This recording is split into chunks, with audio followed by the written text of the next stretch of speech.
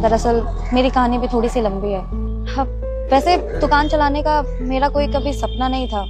सोचा था कि अच्छे से पढ़ाई लिखाई करूंगी, किसी अच्छी सी जगह पे नौकरी करूंगी, मम्मी पापा का नाम रोशन करूंगी। लेकिन लगता है कि किस्मत में कुछ और ही लिखा था।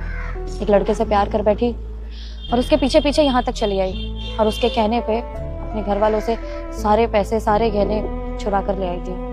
लेकिन जब यहाँ शहर में उससे मिलने आई तो पता लगा उसने मुझे धोखा दे दिया। सारे पैसे सारे गहने सब कुछ अपने साथ रख लिया।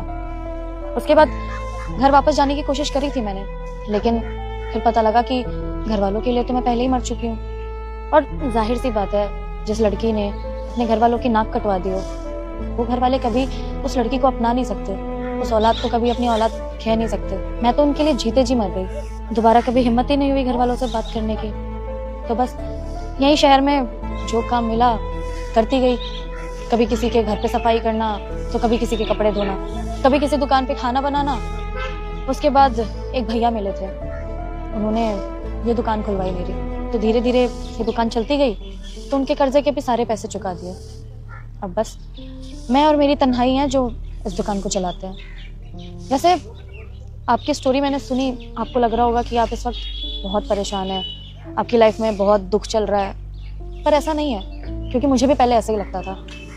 लेकिन जब मैंने लोगों को देखा ना, लोगों की जिंदगी में ना बहुत परेशानियां हैं, कोई अपने जीवन से खुश है ही नहीं।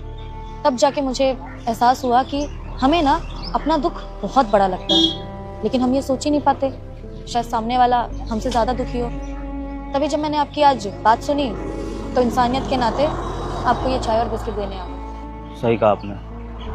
अभी तक मैं अपने लिए रो रहा था, लेकिन अभी आपकी कहानी सुन रहा हूँ तो आपकी कहानी तो मेरे से भी ज़्यादा पेनफुल है।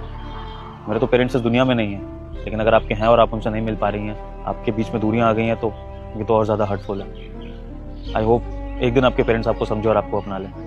अब चलिए, आप चाय बिस्किट खाइए, आपको भूख लगी थी। मैं अपनी दुकान संभालती हूँ, कुछ और चाहिए हो तो बता देना।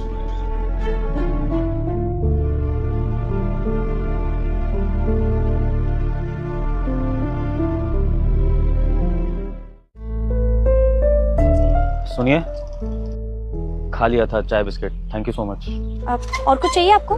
ना ना, कुछ और नहीं, बस उतनी ही भूख थी, खा लिया। मैं जल्दी आपको पैसा लौटा दूंगा जैसे ही मेरी जॉब लगेगी। ठीक है, मैं फिर चलता हूँ। एक मिनट, ये लीजिए, ये मेरे पास कुछ पैसे हैं, आपके काम आएंगे। अरे ये आप क्या कर रही हैं? ऑलरेडी आपने इतना बड़ा एहसान करा, मुझे